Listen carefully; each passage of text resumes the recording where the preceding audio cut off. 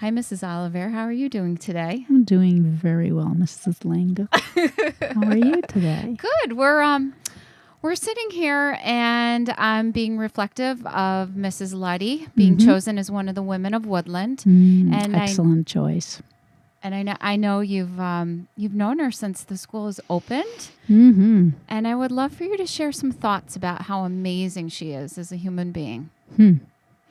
Well, simply because you started with the idea that I've known Mrs. Luddy since the school is opened, it made me very reminiscent of when I first met Mrs. Luddy, and that was in 2001 when the school opened, and we met on the back porch of Dr.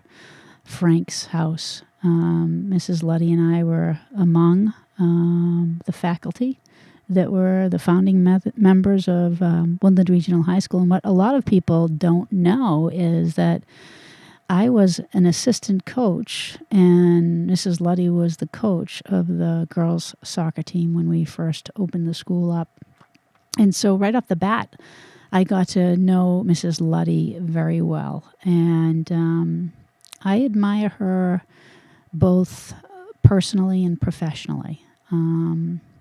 And I've seen her in both realms. So from a professional standpoint, everyone that knows Mrs. Luddy, whether you're a student or a teacher that works in a department or someone like you and I who are colleagues that work in the department chair office, we know that she is so principled and so ethical and so earnest in everything that she does. Anything that she signs her name to, she takes pride in.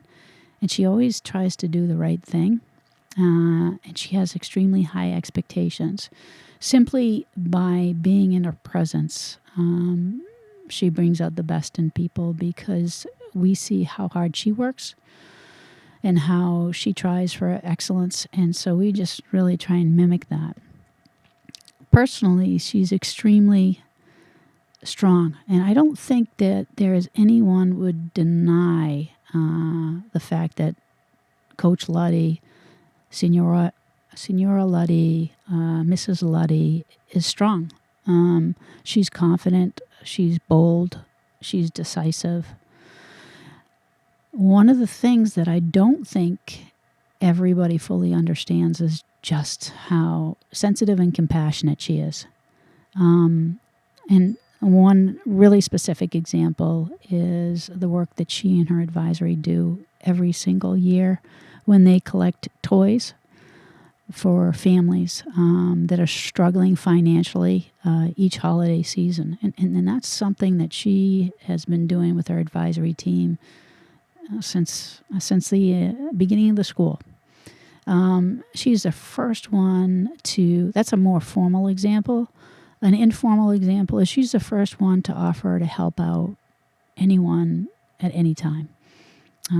I've been, I don't live in the community, but even something as simple as picking something up for me in Prospect when I was unable to do it, recognizing that I was short on time. And she's juggling a lot of balls. She's a coach. She's a teacher. She's a department chair. She's a mother. She's a community leader. And she's got 1,000 things on her plate. And she's always the first one to offer to help someone else who needs help. So personally and professionally, I admire her very much. That's beautiful and absolutely true. Every single word. She's one of the strongest, most sensitive, kindest people that I know. She will bend over backwards for you in a heartbeat for anything that you need. And her schedule is full. I don't know how she gets through her day. I'm exhausted just listening to everything that she does every day. Yeah, I imagine her just collapsing at night when she goes even close to her bedroom door. Yeah. Yeah, and on top of it, she's just a great mom. Alex is just a great young man, a young gentleman. He's a wonderful athlete and student. He's a great kid. She's juggling it all. She really is.